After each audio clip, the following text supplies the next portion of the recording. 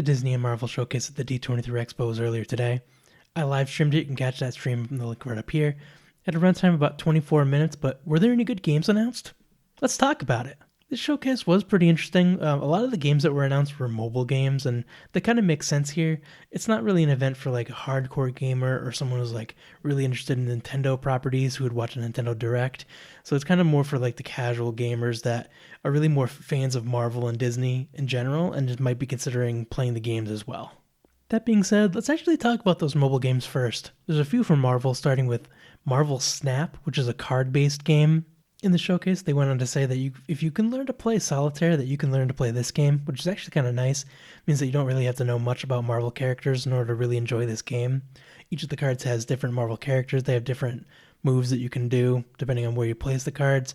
They're actually kind of cool. The next mobile game from Marvel is Marvel World of Heroes, which is a game made by Niantic. If you're into the games that Niantic makes, you'll probably be interested in this one. They didn't really show off any gameplay or anything, but if you've played Pokemon Go, then you probably know what to expect in this game. The last Marvel mobile game they talked about is Marvel Strike Force. It's actually a game that's been out for a while, and what they announced today was that Red Hulk is coming to the game September 13th.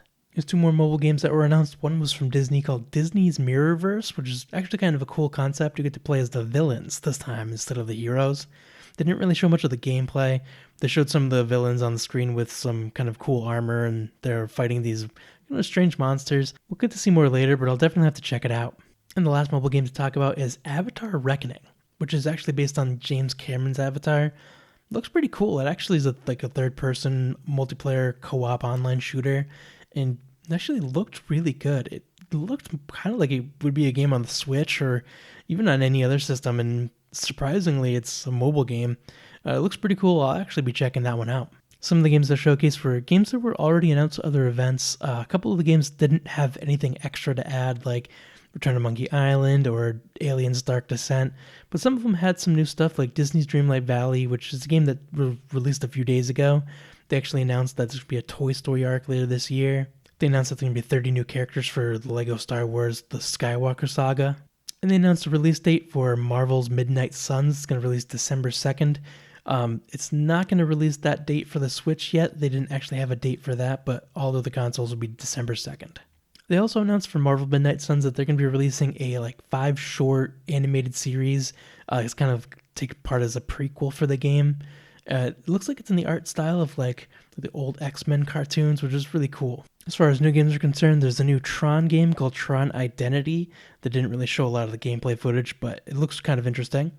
There's also a new Avatar game, other than the mobile one, called Avatar Frontiers of Pandora. This one actually looks really cool. It looks like it's kind of like a first-person game where you play as one of the Na'vi and you kind of customize your character and play in the world of Pandora. It was really cool. A while back, Disney re-released Aladdin and The Lion King, the original games from back in the day.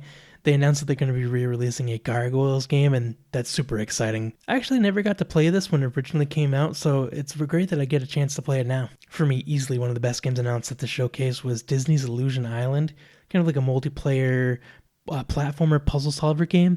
They showed some of the gameplay footage, but they didn't really go into detail about what the game's about, but it does look really cool, and I'm very interested in picking it up when it comes out. While editing this video, I realized I totally forgot 2 whole games that were in this event. This is a Disney kart racer called Disney Speedstorm. The game's not out yet, but they're announcing that there's going to be Monsters, Inc. characters added to the game. It looks kind of neat. If you're a Mario Kart fan, then you'll probably love this game. And the second game here is a Marvel game. It's the one that was made by Skydance that was announced that was pretty mysterious. The game is untitled and they don't have any actual gameplay footage, but it does look really interesting. If you're interested in any of those games, let me know in the comments below. I wonder when the next game event's going to be. I actually heard there's going to be a Nintendo Direct next week, and you can actually click right here to hear more about it, and I'll see you in the next one.